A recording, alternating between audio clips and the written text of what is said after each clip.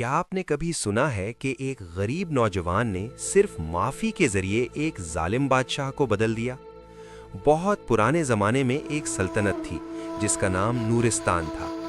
شہر خوبصورت تھا، بازار آباد تھے، مگر دل خوف سے خالی تھے، کیونکہ اس سلطنت پر ظالم شاہ نامی بادشاہ حکومت کرتا تھا۔ وہ طاقتور ضرور تھا، مگر رحم سے خالی تھا۔ ٹیکس بڑھا دیتا، معمولی غلطی پر قید کر دیتا، اور غریبوں کی فریاد اس کے دربار تک پہنچ ہی نہ پاتی۔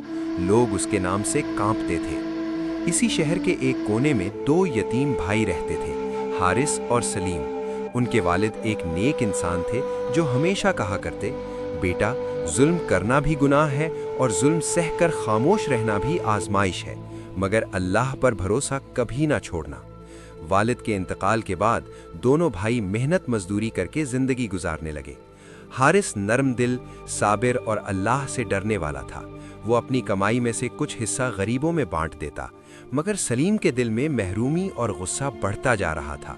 وہ کہتا، ہمیشہ ہم ہی کیوں دیں، ہمیں کب ملے گا؟ حارث جواب دیتا، اللہ کی راہ میں دیا گیا کبھی ضائع نہیں ہوتا۔ ایک دن بادشاہ نے اعلان کیا، ہر گھر سے دگنا ٹیکس لیا جائے گا، جو ادا نہ کرے اسے قید کر دیا جائے۔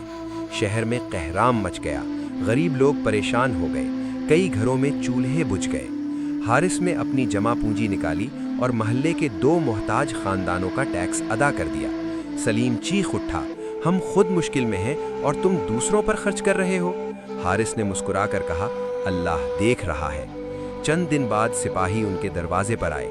باقی رقم ادا نہ کرنے پر دونوں بھائیوں کو قید میں ڈال دیا گیا۔ قید خانے میں اندھیرا تھا، لوگ مایوس تھے، مگر حارث نماز پڑھتا، دعا کرتا اور دوسروں کو تسلی دیتا کہ یہ بھی آزمائش ہے، صبر کرو۔ سلیم کا دل انتقام سے بھر گیا، میں اس بادشاہ سے بدلہ لے کر رہوں گا۔ اسی رات بادشاہ نے ایک خوفناک خواب دیکھا۔ اس نے دیکھا کہ قیامت کا دن ہے اور اس کے ظلم کا حساب لیا جا رہا ہے۔ ایک نورانی چہرہ اس سے کہہ رہا تھا، ظلم کی حکومت دیر تک نہیں چلتی۔ وہ گھبرا کر اٹھ بیٹھا۔ ایک نیک عالم نے کہا، بادشاہ سلامت، یہ تنبیہ ہے، رعایا پر رحم کیجیے۔ مگر وزیر نے بات بدل دی۔ چند ہی دنوں میں قحط پڑ گیا، فصلیں سوکھ گئیں، خزانہ خالی ہونے لگا۔ بادشاہ پریشان ہوا اور بھیس بدل کر شہر کا حال دیکھنے نکلا۔ ایک گلی میں اس نے دیکھا کہ ایک نوجوان اپنا کھانا دوسروں میں بانٹ رہا ہے۔ وہ حارث تھا جو قید سے رہا ہو چکا تھا۔ بادشاہ نے پوچھا، تم خود غریب ہو، پھر کیوں دے رہے ہو؟